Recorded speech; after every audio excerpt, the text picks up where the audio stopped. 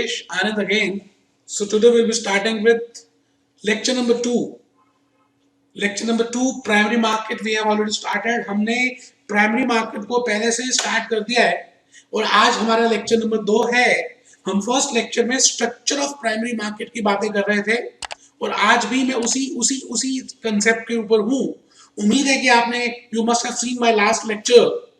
तो दोस्तों आज हम कुछ आगे चलेंगे, कुछ नई बातें करेंगे, कुछ और एक दूसरे को समझने की कोशिश करेंगे. Please take out your registers. Great morning. Security laws in capital market. We are doing capital market. Within capital market I am doing primary market and within primary market I am doing structure and within structure. बेटे structure में मैं आपको एक pillar की बातें कर रहा हूं जिसका नाम है इन्वेस्टमेंट इंस्टीट्यूट्स, इन्वेस्टमेंट इंस्टीट्यूशंस. और विद इन इन्वेस्टमेंट इंस्टीट्यूशंस आज लेक्चर नंबर 2 है. 2. In the last lecture we have discussed that there are 10 types of institutions and I have discussed national level institutions. State level को discuss किया, national level को discuss किया, फिर मैंने आपको बताया qualified institution and investors. वो सभी लिस्ट आज हम कुछ रह गई थी वो डिस्कस करेंगे. बट बिफोर दैट एक बात मैं आपसे कहना चाहता हूं. आई वांट टू से यू समथिंग. तुम सपने जरूर देखना. आज का लेक्चर हम सपनों से शुरू कर रहे हैं. बेटे आपको सपने जरूर देखने हैं क्योंकि कहते हैं कि सपने लाइफ में सक्सेसफुल वही बनते हैं जिनके अपने सपने होते हैं. तो आपको सपने देखने हैं और लाइफ में तभी आप सक्सेसफुल बन सकते हैं. बड़े बड़े सपने देखिए, जैसे धीरू भाई अंबानी जी बड़े बड़े सपने देखते थे. और अब्दुल कलाम साहब ने तो क्या बोला कि सपने वो नहीं होते जो रात को नींद में आते हैं, सपने वो होते हैं जो आपको सोने ही ना दे. तो दोस्तों आपका ऑब्जेक्टिव, आपका ड्रीम लाइफ में क्या चाहते हैं, क्या बनना चाहते हैं, ये सभी बातें लिखना ड्रीम बुक में बड़ा इंपॉर्टेंट है. तो इन्हीं बातों के साथ मैं भूपेश आनंद आप सबको लास्ट लेक्चर में I have told you that in primary market we will be discussing with what is the meaning and importance of primary market which I have already discussed in the last lecture. Concept number 2, components of primary market. Actually we are doing components of primary market and there are two main pillars of primary market. Within that the first pillar is capital market investment institutions. We are doing that. हम आजकल concept number 3 कर रहे हैं और उसके बाद हमने concept number 4 करना है कैपिटल मार्केट इंस्ट्रूमेंट्स और फिर कुछ बातें करनी है, कुछ एस्पेक्ट समझने हैं पर प्राइमरी मार्केट के. और बेटे लास्ट लेक्चर में, in the last lecture I have shown you this slide only because I have copied from there only. Concept number 3 capital market investment institutions. बेटे 10 इंस्टीट्यूट्स की बात करेंगे. एक नेशनल लेवल इंस्टीट्यूशंस की बात करेंगे. Second we will be talking of state level institutions, qualified institutional buyers, foreign portfolio investors, private equity, angel funds, high net worth individuals, venture capital. So in today's lecture I will be discussing with qualified institutional buyers को आज हम discuss कर लेंगे. Qualified institutional buyers को आज discuss करेंगे. Foreign portfolio investors को भी डिस्कस करने वाले हैं. प्राइवेट इक्विटी को डिस्कस करेंगे. एंजल फंड्स को डिस्कस करेंगे. हाई नेटवर्थ इंडिविजुअल्स को डिस्कस करेंगे एंड वेंचर कैपिटल को भी डिस्कस करेंगे. तो दोस्तों मैं आज एक और लेक्चर नंबर 2 इन्हीं कंसेप्ट्स पे लेके आने वाला हूं. And in the next lecture that is the lecture number 3 we will be discussing with pension funds and alternative investment funds. चलिए जी, कहानी किस्मत की हम स्टार्ट कर रहे हैं. कहानी किस्मत की. We have discussed national level. Within national level हमने लास्ट क्लास में कैटेगरीज बनाई थी. क्या कैटेगरीज बनाई थी? All India level, some specific institutes और फिर हमने बनाए थे investment institutes, GIC, UTI and LIC के बारे में डिस्कस किया. और फिर हमने specialized financial, state financial corporations की बात की थी, स्टेट इंडस्ट्रियल डेवलपमेंट कॉर्पोरेशंस की बात की थी. So all these institutes are primary market. You know, they are funding the new fund, they are helping the institute, they are helping the new entrepreneurs so that they can build up the business. So today I will be again starting with qualified investment buyer. आज के इस lecture में मैं भूपेश आनंद आप सबके साथ qualified institutional buyer की बात करने वाला हूं. मैंने अपनी बुक में क्वालिफाइड इंस्टीट्यूशनल बायर के बारे में लिखा है. ये बुक आप तक मिल चुकी होगी. नो डाउट आपको मैंने बुक में मेंशन कर दिया है, बट स्टिल मेरे अगर आप अपने होंगे तो आप क्वालिफाइड इंस्टीट्यूशनल बायर की ये स्लाइड्स जरूर लिखेंगे बेटे। I have prepared slides for you, ये मैंने कुछ बातें आपके लिए बनाई हैं, आपको लिखनी जरूरी है। चलिए लिखने से पहले आप मुझे बताइए कि यहाँ पर 3 वर्ड्स हैं, एक है क्वालिफाइड, दूसरा इंस्टीट्यूशनल, तीसरा है बायर। इसका मतलब मैं ये समझता हूं कि इसका मतलब है कि वो इंस्टीट्यूट होना चाहिए, इंस्टीट्यूशनल होना चाहिए। इसका मतलब अगर मैं बात करूं क्वालिफाइड इंस्टीट्यूशनल बायर की, तो क्वालिफाइड का मतलब ये क्वालिफाई होना चाहिए। जैसे हम सीए कर लेते हैं, सीएस कर लेते हैं, तो हम कहते हैं I am a qualified chartered accountant. It means मैंने कुछ पेपर्स चेक कर लिए, या मैंने कुछ बेंचमार्क्स क्रॉस कर लिए, या मैंने कुछ बेंचमार्क्स मीट कर लिए, तो मैं क्वालिफाइड बन सकता हूं। इसी तरह से जो इंस्टीट्यूशंस बड़े बड़े होते हैं, इंस्टीट्यूशंस बड़े बड़े होते हैं, वो भी अगर कोई बेंचमार्क एक्सेप्ट कर ले, बेंचमार्क पूरे कर ले, तो बेटे उनका नाम पड़ जाता है क्वालिफाइड इंस्टीट्यूशनल बायर्स।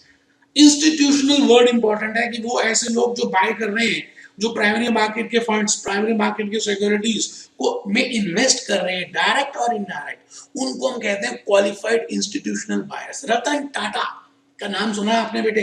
बेटे रतन टाटा साहब की बात अगर हम करें, तो मैं आपके सामने रतन टाटा के लिए मैं काफी कुछ लेकर आ चुका हूं। मैंने आपके लिए बहुत कुछ निकाला है कि साहब रतन टाटा कुछ दिखने में इस तरह से।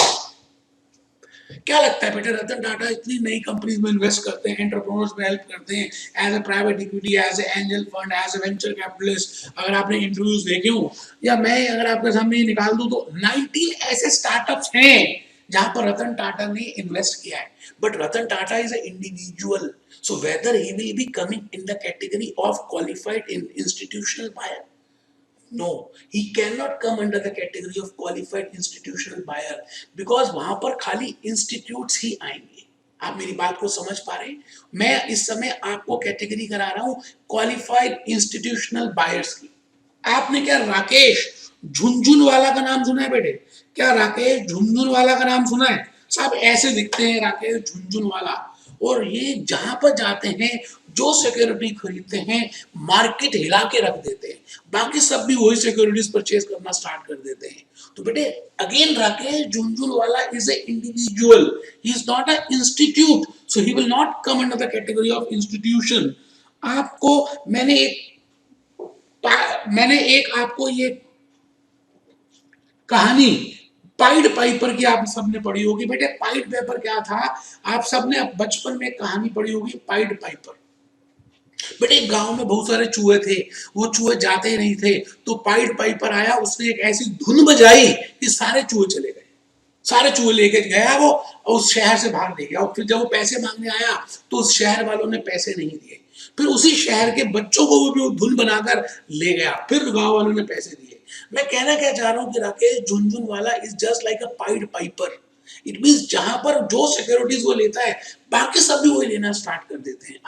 आप अगर मनी कंट्रोल देखें, आप मिंट पढ़ें, इकोनॉमिक टाइम्स देखें, गूगल में सर्च करें, तो आपको यही मिलेगा। But again Jhunjhunwala can not be a institutional buyer. You are getting a point? तो मैं भूपेश आनंद आज आपके साथ एक ऐसे बायर्स की बात कर रहा हूं जो क्वालिफाइड हैं, और जो इंस्टीट्यूशंस हैं, और जिन्होंने बाय किया है। आर इन्वेस्टमेंट इंस्टीट्यूशंस लिखना बेटे, बेटे सबको लिखना है, कसम होगी अगर ना लिखा आपने। Qualified institutional buyers are investment institutions. पहली बात, these are investment institutions, these are investment institutions who buy the shares of the company on a large scale। बेटे बड़े होलसेल स्केल में जो बाय करते हैं, हम उन इन्वेस्टमेंट इंस्टीट्यूशंस को बोलते हैं qualified investment institutions, qualified investment buyers. समझ आ रही है बात? आप डायरेक्टली उस कंपनी के शेयर्स थोक भाव में ले लेते हैं, तो हम उसको कहते हैं, but they will not cover individuals. तो मैंने वही बात लिखी है, qualified institutional buyers are those institutional investors who possesses expertise. अगर आप किसी के शेयर्स बाय कर रहे हैं, होलसेल में बाय कर रहे हैं, आप इतने ज्यादा स्टेक ले रहे हैं, तो बेटे आपके पास फाइनेंशियल एक्सपर्टीज होगी। आपके पास रिसर्च एनालिस्ट होगा, because then only you have done an analysis on that whether this share is will increase in the market in the future or not. तो मैंने सेकंड पॉइंट लिखा, qualified institutional buyers are those institutional buyers who possesses expertise and financial efficiency to invest in the capital markets. To invest in the capital market, it means जिनके पास expertise होती है और जिनके पास financial efficiency होती है, बेटे वही क्वालिफाइड, वही थोक भाव में शेयर्स लेते हैं। तो मैं आपके सामने फिर थर्ड पॉइंट कहता हूं, आप लिखें to qualify as a qualified institutional buyer. बेटे सेबी ने कुछ रेगुलेशंस बनाई हैं, हम अब डिटेल में नहीं जा रहे कि ऐसी कौन सी रेगुलेशन है जिससे आप क्वालिफाइड इंस्टीट्यूशनल बायर बन सकते हैं, but there are some regulations, then only if you fulfill those regulations, then only you will be considered as a qualified institutional buyer. Qualified institutional buyers are in the form of an institutions. That's why Ratan Tata can be a qualified buyer but cannot be a qualified institutional buyer, because Ratan Tata is not an institution. No doubt Ratan Tata is investing in startups. No doubt Ratan Tata is working as an angel fund sometimes. No doubt Ratan Tata has invested in Paytm, Ola and different 19 startups. But I will say Ratan Tata is a qualified buyer. He is not a qualified institutional buyer. So, but not a qualified institutional buyer. So, like this, Rakesh Junjunwala की मैंने आपको image दिखाई, pied Piper जैसे work कर रहा है, again he will not be considered as a qualified institutional buyer, rather he will be considered as qualified buyer. तो मैं नेक्स्ट पॉइंट में आ गया बेटे। बेटे बेटे मैं भूपेश आनंद आप में से कुछ बच्चों को कहता हूं कि आप सोना मत बेटे, जाग जाओ, जागो मोहन प्यारे, सुबह हो गई। क्या यार ढीले ढीले बैठे हो, कुछ बच्चे तो लेट के पढ़ रहे हैं, उनके थप्पड़ मारने का दिल कर रहा है मेरा। बेटे बैठ के पढ़ना है, you have to sit straight, you have to study on your table and chair. बेटे तभी तो विद्या का धन आएगा, ऐसे कैसे आएगा यार, आप ये बताओ। आप ढीले ढीले हो गए पढ़ोगे, 2-3 दिन हो गए आप नहाए नहीं, ढीले ढीले कपड़े पहने हैं, कैसे मन लगेगा पढ़ाई में। मन लगाने के लिए आपको कुछ बातों का करना जरूरी है। आज के इस लेक्चर में मैं वो सारी बातें बताने वाला हूं, अटेंटिव होकर बैठे। मैं नेक्स्ट इन्वेस्टमेंट इंस्टीट्यूशन की बात करूंगा, मैं आज मॉर्गन स्टैनले की बात करूंगा, मैं जेपी मॉर्गन की बात करूंगा, मैं बैंक ऑफ अमेरिका की बात करूंगा, मैं बिल गेट्स की बात करूंगा, मैं वॉरेन बफे की बात करूंगा, और बेटे मैं एचएसबीसी की बात करूंगा। एक बच्चा तो हैरान हो गया, वो कहता क्या क्या बातें करेंगे आज। बेटे आज यही तो बताना है, foreign portfolio investors. Foreign portfolio एक नया कंसेप्ट आया बेटे 2014 में, फॉरेन पोर्टफोलियो इन्वेस्टर्स। पहले था फॉरेन इंस्टीट्यूशनल इन्वेस्टर्स। रिपीट करता हूं, पहले था फॉरेन इंस्टीट्यूशनल इन्वेस्टर्स। इसका मतलब अमेरिका में कोई मॉर्गन स्टैनले है और वो मॉर्गन स्टैनले हमारे इंडिया में आके इन्वेस्ट करता है, तो हम कहेंगे Morgan Stanley, Bank of America, HSBC is a foreign institutional investor. But if Bill Gates, जैसे मैंने यहां रतन टाटा की बात की, मैं अभी वहां की बात कर रहा हूं, अगर बिल गेट्स, अगर वॉरेन बुफे डायरेक्टली इन्वेस्टमेंट करते हैं, तो क्या वो फॉरेन इंस्टीट्यूशनल इन्वेस्टर बन सकते हैं? नहीं बन सकते। अभी तो बताया था, जैसे क्वालिफाइड इंस्टीट्यूशनल इन्वेस्टर्स में रतन टाटा और Rakesh Jhunjhunwala can not be there. Similarly foreign portfolio institutions में, फॉरेन पोर्टफोलियो इन्वेस्टर्स में देयर आर 2 कैटेगरीज। एक तो कैटेगरी है फॉरेन इंस्टीट्यूशनल इन्वेस्टर्स, FIIs की, और दूसरी कैटेगरी में अभी बताने वाला हूं बेटे, वो इंडिविजुअल्स की, फॉरेन इंडिविजुअल्स की है, जिसमें बिल गेट्स, वॉरेन बुफे आ जाएंगे। तो पहले लिख लेते हैं, फिर मोर समझेंगे कि मैं कहना क्या चाह रहा हूं। प्लीज बेटे लिखना जरूरी है, मैं फिर कह रहा हूं ढीले मत बैठना, लिखो all existing foreign institutional investors, क्योंकि 2014 में चेंज आया, तो उससे पहले खाली कंसेप्ट था फॉरेन इंस्टीट्यूशनल इन्वेस्टर्स। तो उन्होंने कहा all existing foreign institutional investors and qualified foreign investors, qualified foreign investors, Warren Buffett, Bill Gates, qualified foreign investor. बेटे ये दो लोग आएंगे फॉरेन, ये दो लोग आएंगे बेटे फॉरेन पोर्टफोलियो इन्वेस्टर्स में। मेरी बात आप समझ रहे हैं? तो फर्स्ट पॉइंट सभी लिखें, all existing foreign institutional investors, FIIs and qualified foreign investors. It means मैं अगर FPI की बात करूं, FPI की बात करूं, तो मैं ये कहता हूं इसकी दो कैटेगरीज हैं। एक कैटेगरी का नाम है, एक कैटेगरी FPI में आ जाएगा FII, और दूसरा आ जाएगा क्वालिफाइड फॉरेन इन्वेस्टर्स। आराम से बेटे, आराम से दोबारा देख लेते हैं, दोबारा देख लेते हैं बेटे। हम इस समय कर रहे हैं फॉरेन पोर्टफोलियो इन्वेस्टर्स, हम कर रहे हैं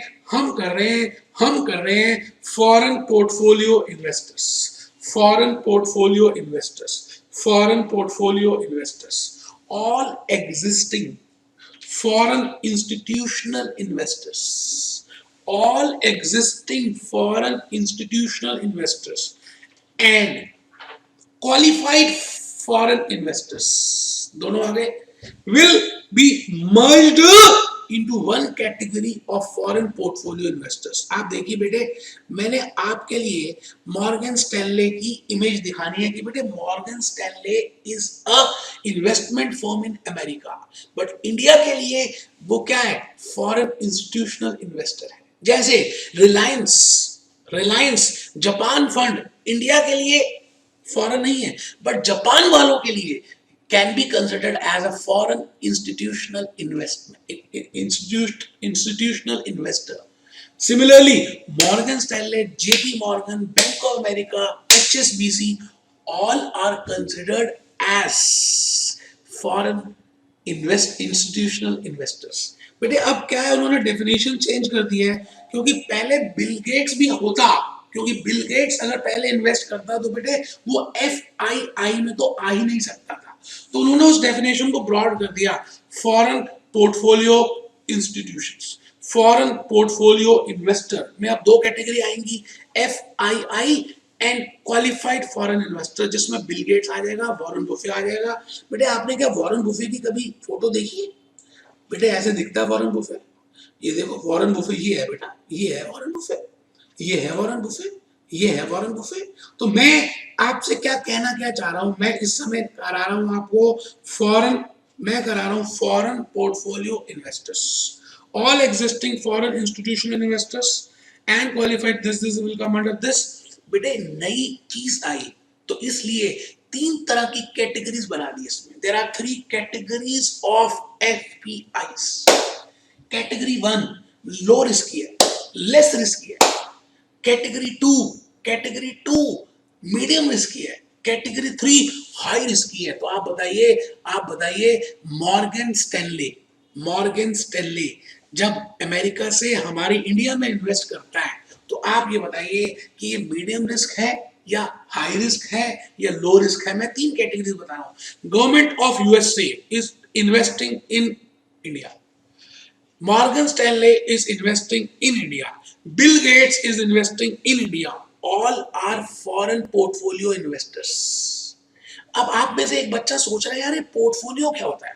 बेटे पोर्टफोलियो का मतलब आपको पता है, पुराने जमाने में एक हीरो हीरोइन हुआ करते थे। हीरो होता था जो फादर का रोल भी कर लेता था, जो विलन का रोल भी कर लेता था, और जो एक लवर बॉय का रोल भी कर लेता था। बेटे पोर्टफोलियो का मतलब, अगर आपने पोर्टफोलियो मैनेजमेंट सीखा हो और मेरे लेक्चर्स अटेंड किए हो, तो आपको पता है पोर्टफोलियो का मतलब कहते हैं थोड़ा सा म्यूचुअल फंड ले लिया, थोड़ा सा हमने इक्विटीज ले लिए, थोड़ी सी फिक्स इनकम ले ली, थोड़ा सा ये लिया। जैसे आप खाना खाते हैं बेटे, जब आप किसी के यहाँ पे विवाह में जाते हैं और आप खाना खाते हैं, तो आप क्या करते हैं? थोड़ा सा रोटी ले लेते हैं, थोड़ी चटनी ले लेते हैं, थोड़ा सा दही ले लेते हैं, थोड़े भल्ले ले लेते हैं, थोड़ा दाल ले लेते हैं, थोड़ा शाही पनीर ले लेते हैं। इसका मतलब आप पोर्टफोलियो ऑफ ईटेबल थिंग्स को लेकर अंदर डालते जा रहे हो। बेटे उसी का नाम है पोर्टफोलियो। तो फॉरेन पोर्टफोलियो इन्वेस्टर में 2 लोग आ रहे हैं, एक फॉरेन इंस्टीट्यूशनल इन्वेस्टर्स और दूसरे कौन आ रहे हैं? Qualified foreign investors. तो आप लिख रहे हैं, उसकी 3 कैटेगरीज हमने बना दी है। आइए जी, पहली कैटेगरी बड़ी सिंपल है, मैं रिपीट करता हूँ। मैं यहाँ पर था, 3rd पॉइंट में था, 2nd पॉइंट में था। There can be 3 categories there can be three categories of FPIs. बेटा 3 कैटेगरीज है FPIs। मैंने 3 मटके बना दिए आपके लिए, कैटेगरी 1, कैटेगरी 2, कैटेगरी 3। कैटेगरी 1 जो है बेटे वो लेस रिस्की है, कैटेगरी 2 थोड़ी सी ज्यादा रिस्की है, कैटेगरी 3 सबसे ज्यादा रिस्की है। अब आप देखिए कैटेगरी 1 में कौन आता है, गवर्नमेंट आती है, गवर्नमेंट रिलेटेड इन्वेस्टर्स आते हैं, सेंट्रल बैंक आता है और गवर्नमेंट एजेंसीज आती है, इंटरनेशनल एजेंसीज आती है। तो बट नेचुरल है जब गवर्नमेंट खुद ही इन्वॉल्व है, गवर्नमेंट ऑफ जापान आ रही है इंडिया में इन्वेस्ट करने के लिए, तो बेटे कैटेगरी 1 एफपीआई है। ठीक है जी, तो आप लिख लें category 1 FPI includes less risky. Less risky तो मैंने लिखा है, आपको लिखना है government related investors. Government related investors में क्या क्या आएगा, central bank, government agencies, international agencies. तो बेटे ये मैंने अभी आपको बुक से भी दिखाना, जो मैंने बुक में नोट्स दिए तो उसमें मैंने कैसे लिखा है। नेक्स्ट में आ गया जी मैं कैटेगरी 2 फॉरेन पोर्टफोलियो इन्वेस्टर्स। मैंने कहा मीडियम रिस्क, इसमें अब गवर्नमेंट नहीं आएगी। देखिए कौन कौन आ रहा है, म्यूचुअल फंड्स आ रहे हैं, इन्वेस्टमेंट ट्रस्ट आ रही है, इंश्योरेंस कंपनीज आ रही है। इसका मतलब न्यूयॉर्क लाइफ अमेरिका की इंश्योरेंस कंपनी अगर इंडिया में इन्वेस्ट करती है, मॉर्गन स्टैनले इन्वेस्ट करता है, एंड लेमन ब्रदर्स इन्वेस्ट करती है, बैंक ऑफ अमेरिका इन्वेस्ट करता है, एचएसबीसी इन्वेस्ट करता है, सिटी बैंक इन्वेस्ट करता है इंडिया में। तो मैं कहूंगा दे आर कैटेगरी 2 एफपीआईज। तो देखते हैं जी कैटेगरी 2 में और कौन कौन आ रहा है। Category 2 FPIs include moderate risky mutual funds, investment trust, insurance companies, asset management companies, portfolio managers, broker dealers, swap dealers. तो मैंने एग्जांपल लिखे हैं, JP Morgan, Morgan Stanley, Bank of America, HSBC. But Bill Gates will not come in category 2, Warren Buffett will not come in category 2। अब आप बताइए, पहली category में हमने कहा गवर्नमेंट है या उसकी ऑर्गेनाइजेशंस हैं, सेकंड कैटेगरी आपके सामने मैंने ऑर्गेनाइजेशंस की बात की, तो इसका मतलब इंडिविजुअल्स कहां पे आएंगे, कैटेगरी 3 में। बेटे हाई रिस्की है, आप देखेंगे कैटेगरी 3 हमने बनाई, FPIs include high risky all other FPIs which are not eligible under category 1 and 2। बेटे इसका मतलब जो 1 और 2 में नहीं आएगा, जिसका कोई नहीं उसका तो खुदा है यारो। जो कैटेगरी 1 में नहीं आएगा, जो कैटेगरी 2 में नहीं आएगा, बेटे वो कैटेगरी 3 में आएगा। कौन कौन आएंगे कैटेगरी 3 में, ऑल अदर एफपीआईज। इसका मतलब individuals, corporate bodies, Coca Cola अगर इन्वेस्ट करती है तो कॉर्पोरेट बॉडी है, that will come under the category of category 3 FPI. Individuals, Bill Gates, Warren Buffett. Charitable societies अगर इन्वेस्ट करती हैं तो they will come in category 3। तो बेटे आपको मैंने आज के लेक्चर में क्वालिफाइड इंस्टीट्यूशनल इन्वेस्टर्स की बात की और मैंने फॉरेन पोर्टफोलियो इन्वेस्टर्स की बात की। उम्मीद है आपको बात समझ आ रही होगी। बेटे अभी हमने कुछ और भी करना है, जैसे there are some other investment institutions also. Private equity की बात करेंगे, जैसे मैं रतन टाटा की बात करूंगा। रतन टाटा ने 19 स्टार्टअप्स में बात की, मैं पेटीएम की बात करूंगा, मैं ओला की बात करूंगा, मैं लेंसकार्ट की बात करूंगा, मैं फर्स्ट रनर्स की बात करूंगा और आपको बताऊंगा कि प्राइवेट इक्विटी होती क्या है, प्राइवेट इक्विटी के टाइप्स क्या है। हम लिवरेज बायआउट्स की बात करेंगे, हम वेंचर कैपिटल की बात करेंगे, हम ग्रोथ कैपिटल की बात करेंगे। वो बेटे आने वाले लेक्चर, जो लेक्चर 3 होगा, उनमें सारी बातें मैं प्राइवेट इक्विटी की बताऊंगा, प्रैक्टिकल रियल केस स्टडीज के साथ। Hope you are enjoying this lecture. Be happy, be jolly, be cheerful.